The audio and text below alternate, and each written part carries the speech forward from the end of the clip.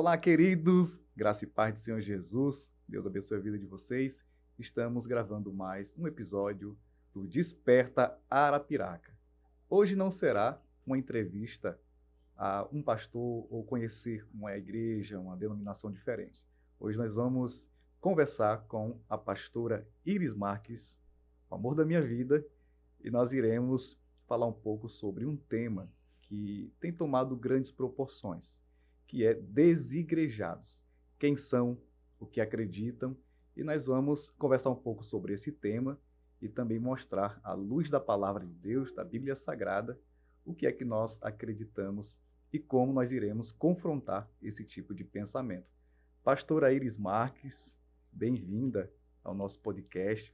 Vamos ter um bate-papo maravilhoso hoje, né, sobre esse tema importante e vamos meditar na palavra, não é isso? Isso mesmo. Paz do Senhor, gente. Estamos aqui para debater e trazer, né, alguns argumentos bíblicos que nos encorajam a buscar a igreja. E nós vamos tirar algumas dúvidas também, algumas perguntas que são bem recorrentes no meio cristão. Verdade. E para nós sempre é uma honra estar por aqui, né? Obrigada, meu amor, pelo convite. E nós vamos falar sobre a importância de congregar. De ir à igreja. E eu já tenho uma pergunta até para você, viu? Sim, vamos lá. Você que é um historiador maravilhoso, tem um conhecimento aí incrível, você é uma das poucas pessoas que lembra muito da sua Bondade sua, infância. meu amor. Ainda precisa aprender muita coisa, absorver muito. E te ouvindo pregar, aí eu melhoro. Eita pra ele. E assim, você lembra bastante da sua infância, né? Sim, Já eu tenho um pouquinho de uma memória deficiência. boa para isso. Então, você lembra qual foi as primeiras vezes que você foi à igreja? Adolescente, criança, você ainda não conhecia Uhum. Jesus. Mas adolescente, você lembra Lembro dessas bem. experiências? Eu me converti com 11 para 12 anos. E minha mãe passou a frequentar a igreja, aqui em Arapiraca mesmo, né? Igreja Santa de Jesus Cristo, o pastor Marcelo. E ela me convidava algumas vezes, e eu sempre resistente, porque ela não sabia me responder à época uma pergunta. Eu perguntava para ela, mãe, na igreja vocês acreditam no Satanás? Misericórdia. Ela, não, misericórdia, está repreendido, a gente não acredita em Satanás. Eu falei, então por que vocês ficam dizendo que vai expulsar Satanás, se não acredita nele? Aí eu ficava nessa E pergunta você sempre filosófica de um questionador desde adolescentezinho, da adolescente, né? e ela não sabia responder essa pergunta, e eu ficava meio pé atrás, então é incoerente. Mas de tanto insistir, eu fui, com 11 para 12 anos, e na verdade meu primeiro contato com um ambiente de culto não foi a igreja propriamente dita. Foi o Ginásio do Quintela, um evento com a cantora Andréa Fontes. E eu participei desse evento e naquele evento mesmo eu aceitei Jesus, ouvi a palavra e disse, eu realmente quero esse ambiente. Amém. Então no outro dia que teve culto na Igreja Santa eu fui lá e essa foi minha primeira experiência, com 11 para 12 anos de idade. Muito bem. Muito bom. E assim, Pastor Klaus, diante do que a Bíblia nos ensina, por que nós devemos ir à igreja? A igreja não é mencionada, essa palavra não é mencionada no Antigo Testamento. Porém, nós vemos que o povo se reunia de alguma forma para adorar a Deus. Então, por que nós devemos ir à igreja? Olha, a igreja é um lugar de comunhão, né? Ninguém foi chamado para viver isolado. Isso. Então, se você crê em Deus, se você quer aprender da palavra, é muito mais fácil você estar em um ambiente onde outras pessoas que têm a mesma fé que você possam compartilhar dessa palavra. É como alguém pode dizer o seguinte, é possível aprender a ler e escrever sem ir para a escola? É possível, mas é mais difícil. Então, é melhor você estar em um ambiente onde você aprende, onde você tira suas dúvidas. E a igreja é um lugar para aprendizado, é um lugar de comunhão. Ninguém faz um aniversário sem chamar ninguém, né? Batendo palma para si mesmo na frente do espelho. Mas, normalmente, as pessoas gostam de estar do lado de pessoas que gostam dela, que têm apreço, afeto. E a igreja é um ambiente como esse, para a gente aprender, para a gente ter comunhão E Deus, ele quer nos ensinar através disso, através da comunhão e através da busca do conhecimento, da meditação da palavra. Então, eu considero que a igreja, ela é importantíssima para que a gente possa exercer isso, comunhão e crescimento. Nós cristãos pentecostais, né, temos uma expressão que aqui na Terra é um ensaio. Um ensaio. Então, a gente quando está ali se reunindo com os irmãos irmãos na igreja, a gente está ensaiando para uma festa que vai acontecer no céu, né? Exato. Então, se você não suporta aquele irmão na igreja, Imagina como é lá que... em cima. Exatamente. Não tem um céu isolado só para um, né? É. Então, vai ter que É estar igual com os também outros. aquela expressão que se fala, né? Que o soldado ele tem que comparecer ao quartel. Então, O soldado tem é que ir mais pro ou menos quartel. essa lógica aí. Porque no quartel você descansa, você ouve instruções, né, que é o aprendizado, você treina para que você possa ir para o campo de batalha, para você ir lá para fora. Então a igreja seria esse quartel-general, para a gente receber instruções, descansar em Deus, aprender as estratégias para exercer fora. A gente aprende dentro para exercer fora, como o Pentecostes. Recebeu dentro do cenáculo para exercer fora do cenáculo. Então a igreja é para isso. Exatamente. Muito bem. E também para a gente desenvolver relacionamentos interpessoais, né? Isso. Eu acredito que Deus nos formou para também a gente ter relacionamento com Ele e com as pessoas. Então, você vê que uma pessoa, quando ela se isola muito dos seus colegas de trabalho, da igreja, da sua família, ela já tem um perfil um pouco doentio, vou dizer assim, né? Porque nós somos chamados, somos feitos para nos relacionarmos uns com os outros, não é verdade? Viver em comunhão, né? E essas pessoas que têm uma dificuldade de relacionamento, de comunicação, também sentem essa dificuldade de ir à igreja. Talvez alguns até pensam, não vou à igreja porque normalmente a igreja evangélica, quando vai fazer uma apresentação, aí bate palma, aí levanta a pessoa, aí canta uma música para ela, e tem gente que fica com receio de ser exposto, né? Por isso que até algumas estratégias e abordagens têm sido mudadas com o passar do tempo para poder também absorver essas pessoas que têm problema de comunicação, têm vergonha de ser exposta, né, em foto, em vídeo, enfim.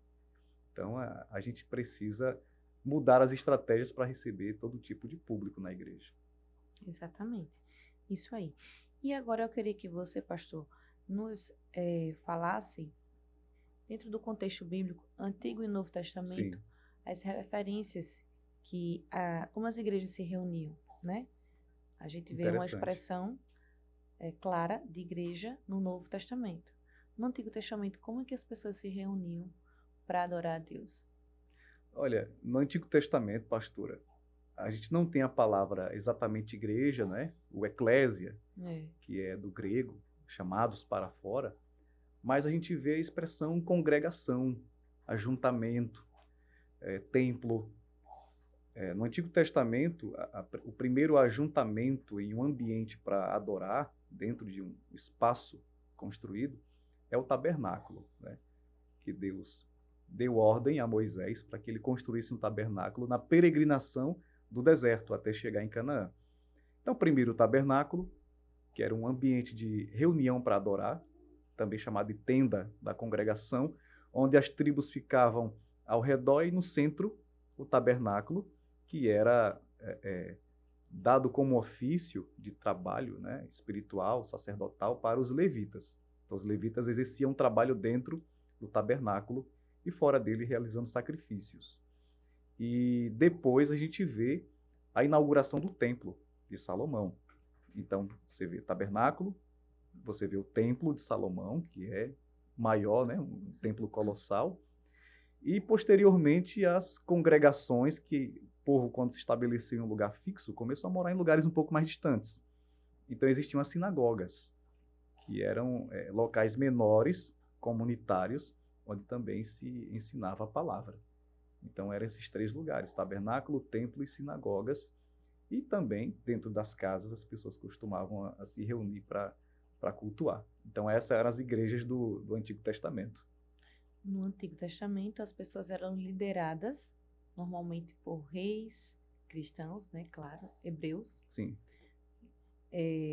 juízes, isso.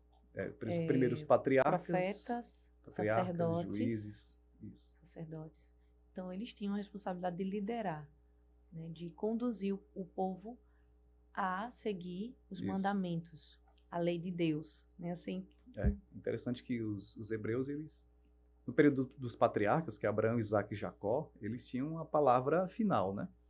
No tempo dos juízes, os juízes exerciam o poder religioso e político. Então, o que era lei para eles era a vontade de Deus também, era a lei de Deus. E depois os reis, né? Que é onde finaliza o Antigo Testamento. Samuel, a gente vê um cara bem completo, né? Que ele foi sacerdote, juiz. profeta, juiz e... Ele estabeleceu o primeiro reinado, né? Juiz, sacerdote, profeta. E era outra coisa. Foi mais alguma Só coisa? não foi rei porque ungiu Só não foi Saul, rei. o primeiro rei de Israel. Mas foi bem, bem completo. Verdade. Acho que não teve outro não, né? Se teve, mas deve ter, né? Com mais ofícios assim, acho que Samuel era bem completo mesmo. Uhum. Pense no Então, cara, viu? esse era o Nome de Deus. panorama da igreja no Antigo Testamento. Isso, O povo não ficava solto, né? isso. Tem um texto interessante que eu te vi pregar sobre Josafá, agora recente, que quando veio a afronta dos inimigos, né? Que não era só um povo que afrontou Israel, mas outros povos. Isso. O profeta Jaziel, dentro do templo, não foi isso? Aham. Ele recebeu o Espírito Santo para profetizar para o rei e para o povo, dizendo: nessa peleja vocês não vão lutar, mas o Senhor pelejará por vocês. E quando ele trouxe essa palavra profética, os levitas começaram a cantar muito alto, dentro do templo. Imagine, o exército vindo para cercar e destruir Israel, e eles dentro do templo cantando e se alegrando. Então, mostra que o templo, de fato, é também um lugar de preparação, de conforto, de acolhimento e de união. E de receber a instrução. Eu acho que Exatamente. principalmente receber a instrução de Deus para as nossas vidas. Assim como um professor, ele na sala de aula, ele vai Isso. dar as orientações para que o aluno acerte quando ele estiver nas provas, né? Realizando as provas, ele acerte.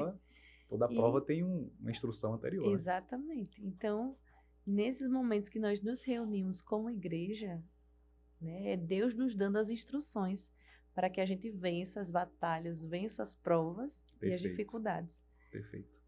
Maravilhoso entender isso, né? Antigo e Novo Testamento. Novo Testamento a gente já vê o estabelecimento da igreja em si, né? Uhum. No Novo Testamento aparece a palavra igreja, o vocábulo eclésia, chamados para fora.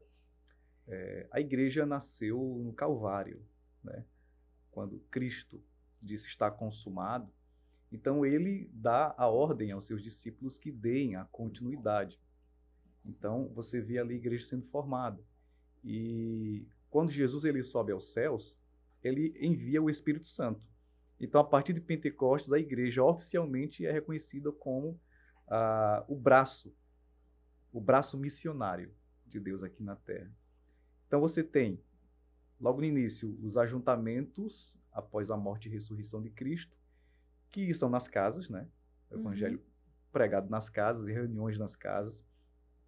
A primeira comunidade cristã que já acreditava na vinda do Senhor, então eles praticamente deixavam de fazer o que eles estavam fazendo e viviam em prol do evangelho. Então muita gente deixou de trabalhar para poder viver nesse grupamento dos discípulos. É por isso que você lê lá no início de Atos, diz que a cada dia acrescentava aqueles que iam sendo salvos. E todos eles tinham a mesma coisa. Vendiam o que tinham para poder colocar nos pés dos apóstolos para eles não terem necessidades. Então eles acreditavam que, de fato, aquele seria o modo de vida. Então a igreja era uma igreja comunitária. Nas casas, depois no ajuntamento dos apóstolos. Aí como passou-se o tempo, né, e houve perseguição, então começaram a surgir os cultos nas casas de outros judeus convertidos e dos gentios lá fora. Ao passo em que a igreja, como nós conhecemos hoje, o templo, igreja, passou a existir só depois da oficialização do cristianismo pelo Império Romano. Não houve mais a, entre aspas, perseguição. Então a igreja agora ela era consolidada, sem necessariamente sofrer uma perseguição do Estado. Só no período de Constantino, né? Acho que ano 300 depois de Cristo para frente que começou a ter os templos. Eu acredito que para que a gente tenha uma constância, né, nos cultos, entenda o sentido, por que eu estou ali, por que eu estou congregando, por que eu escolhi essa igreja. Eu acho que todo cristão deveria entender a história do povo de Deus, Uhum. né? Porque a história da igreja não começou, do povo de Deus não começou quando Jesus veio apenas. Ela começou lá atrás. Então, até muitas pessoas ignoram o Antigo Testamento. Mas para que a gente tenha, é por isso que a gente tem que ser firmado na palavra, ser firmado, né, na palavra de Deus, porque a palavra de Deus ela vai nos trazer o conhecimento Exato. verdadeiro da história do povo de Deus, do povo de Israel. Por que que eu sou nação eleita? Por que eu sou geração eleita? Por que eu sou sacerdócio real? Por quê? Então eu preciso entender toda essa... E é uma história tão boa de se entender, de se Como a pessoa compreender. quer ler logo Apocalipse sem Exato. conhecer a história bíblica, né? Ela está meio solto, E aí perdido. às vezes, a gente perece pela falta do conhecimento, né?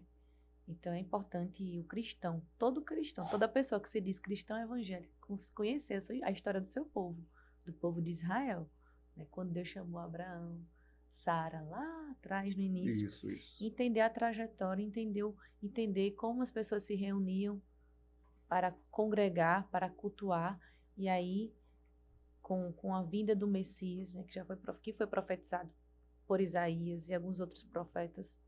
Então, entender dessa forma, a gente consegue se manter firme e constante na presença de Deus. Agora, deixa eu verdade. perguntar uma coisa, pastor. Muitas pessoas dizem assim: eu creio em Deus, eu amo a Deus, eu não preciso de igreja para que eu seja salvo. De fato, mas queria que você respondesse para a gente.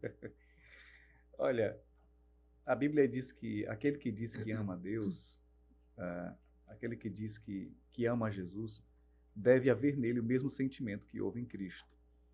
Então, o sentimento de Cristo não era de isolar-se. Cristo, ele sempre andava ao redor de multidões, né? E por vezes, quando ele saía para orar à parte, a multidão via e ia para onde ele estava.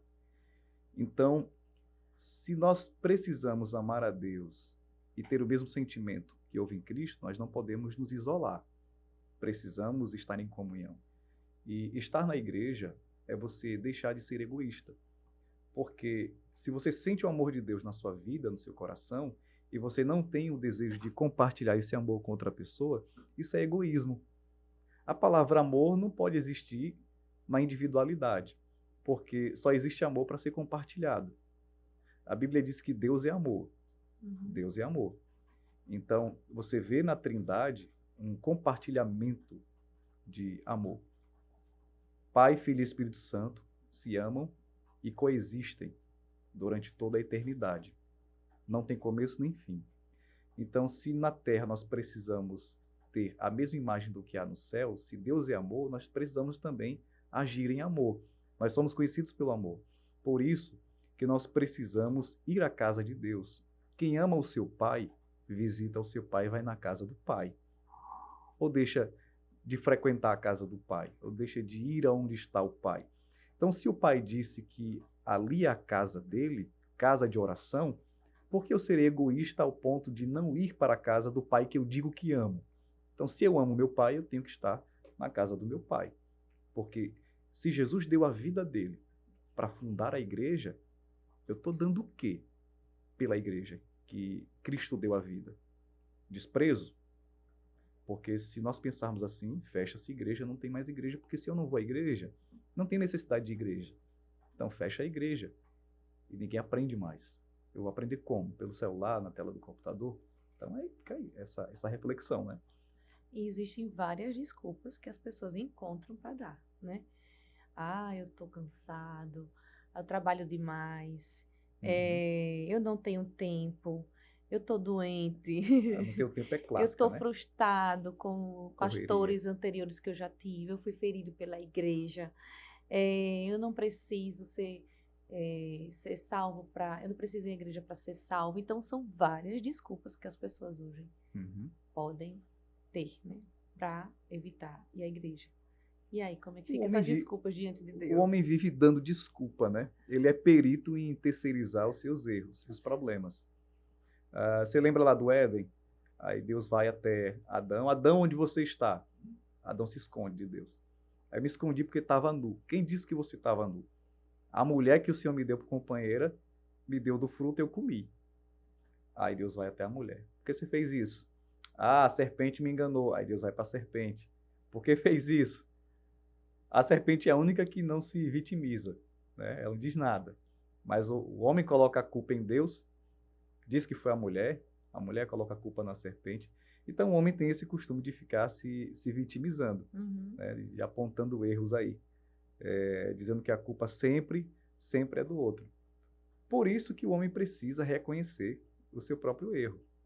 Ele precisa entender isso, que ele precisa assumir suas responsabilidades. Muito bem, é o poder da autorresponsabilidade. Pois é. E o que é que a Bíblia fala em relação aos desigrejados? Quais são os textos bases que nós podemos utilizar aqui para poder fundamentar? O que é que os desigrejados defendem, né, para serem desigrejados. Tem alguns versículos que eles usam, né? Eu até deixei aqui Eu não estou desviada, eu só estou sem anotadinho. ir para a igreja. Não preciso de igreja, porque a igreja somos nós e tal. Eu notei alguns versículos aqui que eles frequentemente utilizam, né? Que é Mateus 18:20. Olha só o que é que o desigrejado acredita. Porque assim, gente, você pega um versículo isolado e Força o texto, né? querer forçar o texto, fazer uma doutrina com um versículo isolado, o texto sem contexto é um quê? Um pretexto Para para uma heresia. heresia. Heresia. Aí o que é que ele diz? Mateus 18:20. Pois onde se reunirem 2 ou 3 em meu nome, ali eu estou no meio deles. Aí os desigrejados utilizam esse argumento de que a presença de Deus não depende de um templo ou de uma congregação formal. Uhum. Então eles dizem, não, a igreja somos nós, pessoas. Não precisa de um templo, Eu sou igreja.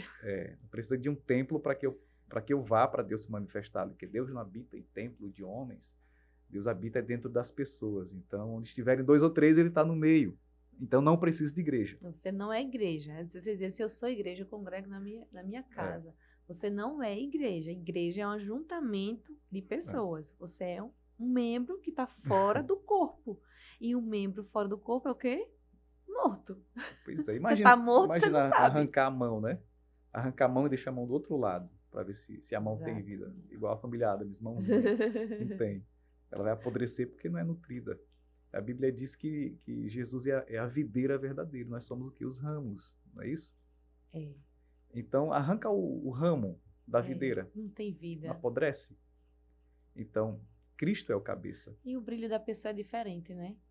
É diferente o brilho da E pessoa. olha se esse pessoal tá... não vou para a igreja, mas olha se está fazendo as coisas da igreja em casa. É. Se está lendo Bíblia, se está orando regularmente, se está praticando as boas Se pelo ações. menos um culto de um devocional tá fazendo. Fizesse em casa. É Um culto difícil. domiciliar. É. Você vai ver, não tá. A vida tá mais atrapalhada do que São as desculpas esfarrapadas dessa geração. cordão no bolso. Pois é, então esse é um versículo que eles usam para dizer que não precisam do templo. Aí outra, Atos 7:48. Contudo, o Altíssimo não habita em casas feitas por mãos humanas. Aí tá vendo aí? Deus não habita em casa feita por mão de homem. Aí eles falam que essa é a ideia de que Deus não está limitado a edifícios religiosos. Tá vendo aqui? Em Atos diz que Deus não habita em templos feitos por mãos humanas. E aí, como é que sai desse negócio? Deus não habita em templos feitos por mãos de homens. Deus não habita na sua plenitude dentro de uma construção. Mas Deus quer que o homem se reúna dentro do templo para aprender da sua palavra. Essa não é a habitação final de Deus. Deus, existe algum lugar que possa contê-lo? Existe algum lugar que Deus possa dizer, ali é minha casa e eu moro ali, e fora dali eu não estou em outro ambiente? Não, Deus está em todos os lugares. Deus está entre dois ou três. Deus está pela sua onipresença em qualquer ambiente. Mas Deus elegeu, escolheu um ambiente para que o homem possa dedicar-se à adoração. Por isso que a igreja existe, para reunir os cristãos em um só propósito. Isso não quer dizer que Deus não valorize o templo feito por mãos humanas. Deus só não habita plenamente dentro de uma construção. Mas onde se reúnem para falar do nome dele, ali se torna uma igreja. E reunida a ideia de coletividade. Então já corta por aí o desigrejado que não se reúne com ninguém.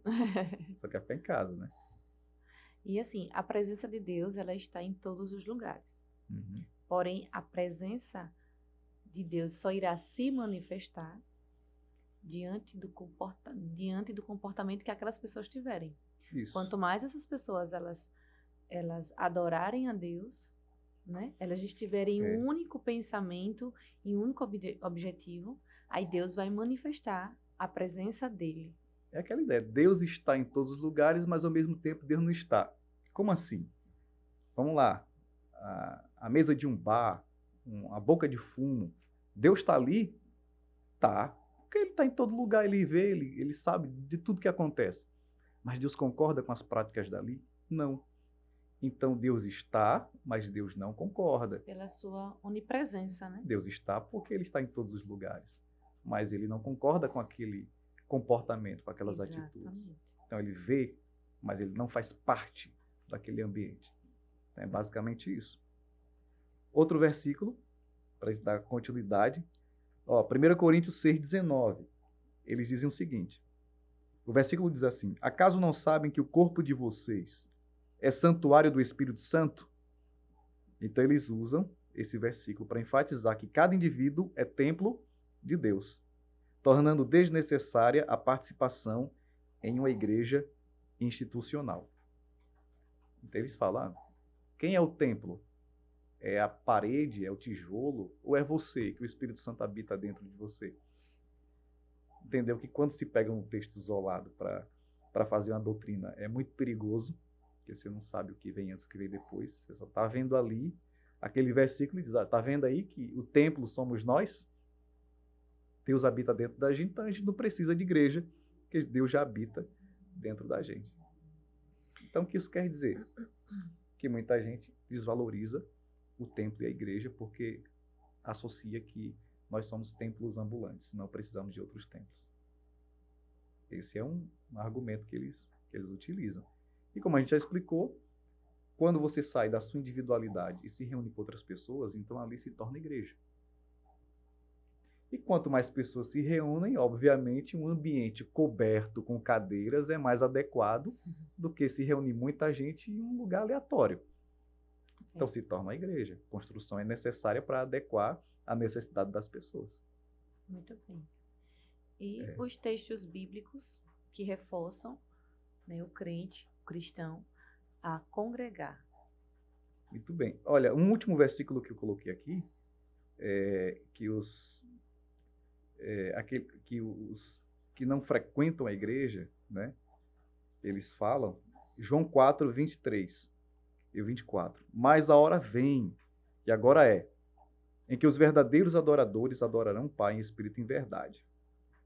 Eles citam isso para dizer que a adoração verdadeira não está vinculada a um local específico, mas adorar em espírito, independente do lugar. Ah, sim. Aí não precisa de templo. É como a mulher samaritana, né? Diz para Jesus.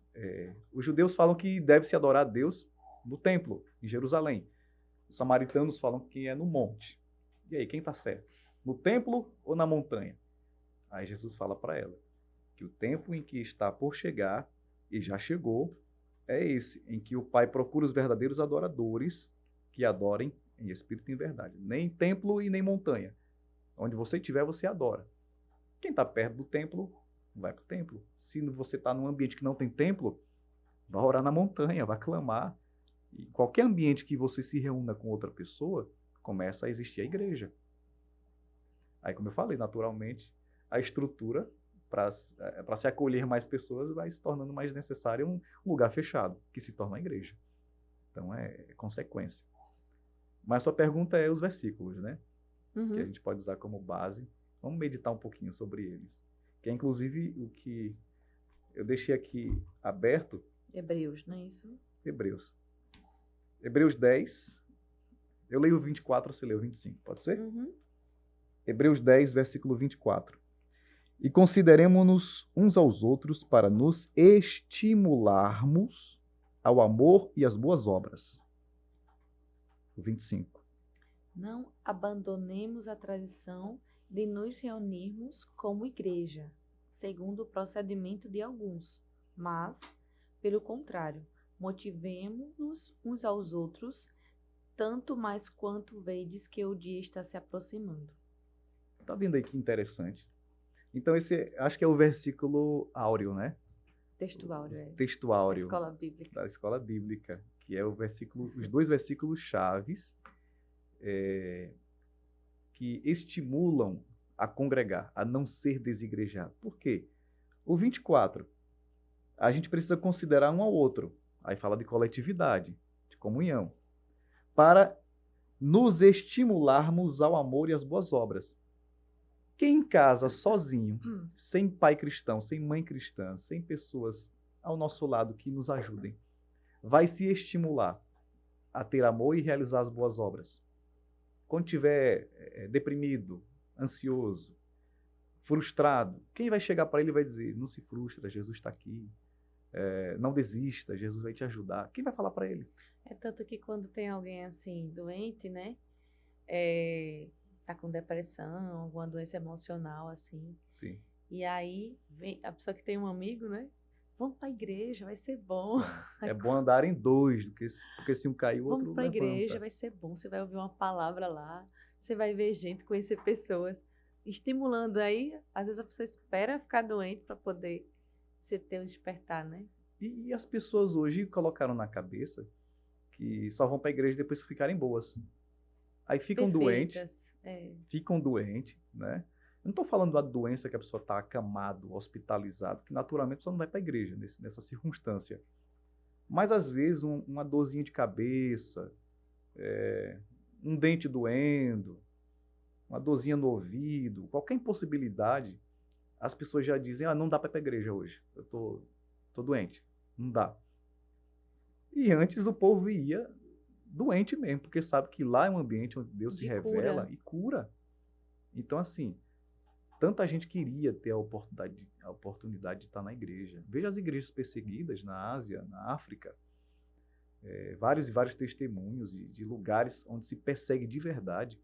E aqui a pessoa tem total liberdade para a igreja. Não sabe o preço que Cristo pagou para existir uma igreja. Não sabe o preço que os missionários, que os pais na fé pagaram para que uma igreja permanecesse aberta.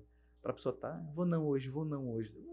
Deixa eu dizer para você, que sempre fica com essa desculpinha de não ir à igreja por qualquer coisa, tudo é muito mais importante do que a igreja para você, você está praticamente cuspindo na cruz.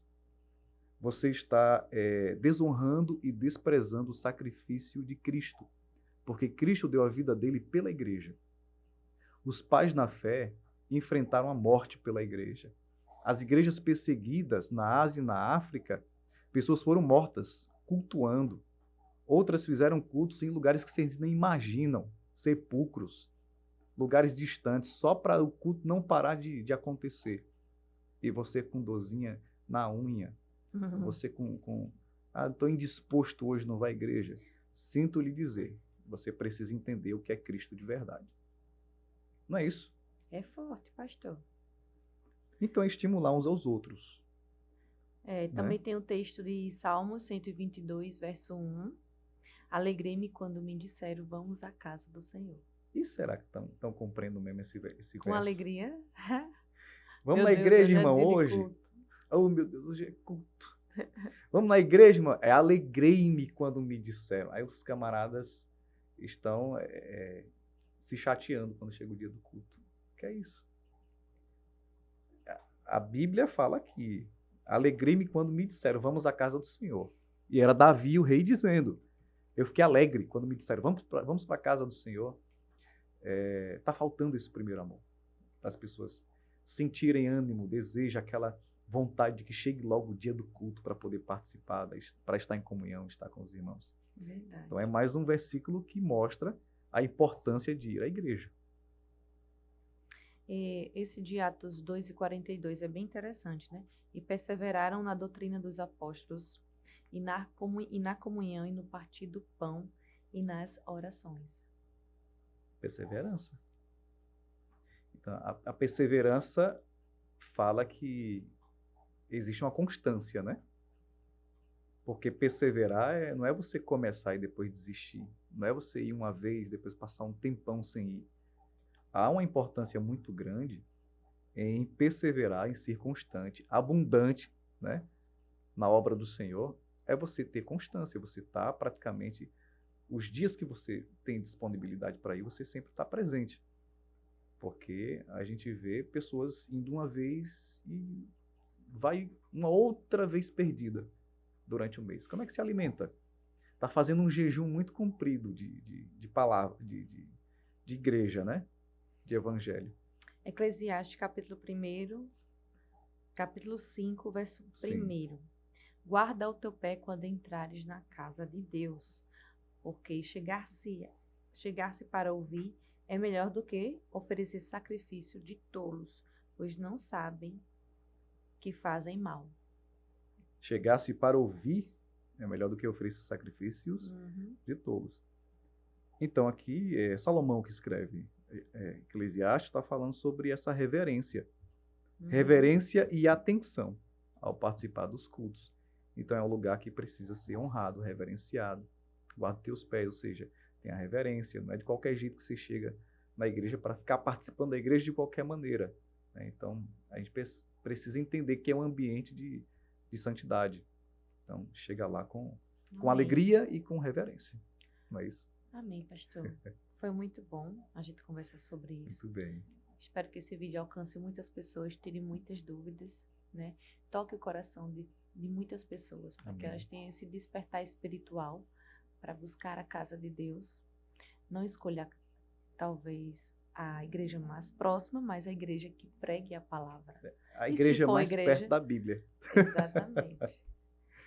Mais ser perto longe de da sua sua casa. casa não, mas a mais perto da Bíblia, né? É isso aí. Que mais pregue a palavra de Deus, que tenha um fundamento, uma fundamentação bíblica, uma explicação da palavra de Deus, que seja uma igreja bíblica, uma igreja da palavra. Então, isso serve como critério para escolher a igreja que a pessoa vai fazer parte, vai congregar. Né? Muito bem.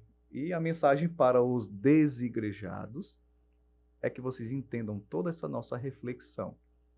Não use versículos isolados ou fiquem replicando textos e textos isolados de influencers, de pessoas que não têm vontade de estar na igreja, de viver em comunhão, de aprender da palavra. Quem fica em casa e fica bebendo de várias fontes da internet não sabe o que é certo, o que é errado.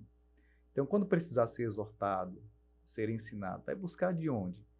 Serve a quem? Qual é o princípio da obediência que essa pessoa está exercendo? Né? Que líder espiritual ele admira, ele escuta, ele serve? Então, princípios são quebrados quando você não frequenta a igreja, como a Bíblia diz lá em Hebreus, né? Que é costume de alguns estarem faltando, estarem longe da congregação. Mas nós que somos cristãos, alcançados verdadeiramente por Cristo, precisamos sim congregar, ir à igreja e fortalecer e consolidar a existência da igreja. Amém? Amém. Amém, queridos. Muito obrigado por terem ficado até o final. Reflitam bem nessas palavras. São palavras de vida para você. E até o nosso próximo episódio, a gente vai falar sobre um outro tema importantíssimo também. Eu fico muito grato em poder estar junto da minha amada pastora Iris.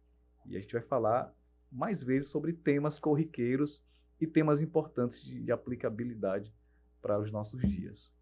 Muito obrigado, pastora. Disponha, meu amor. Amém, gente. Deus abençoe a todos. Até o próximo episódio do Desperta Arapiraca em nome de Jesus. Desperta Arapiraca. Deus abençoe a nossa cidade em nome de Jesus. Obrigado, gente. Amém.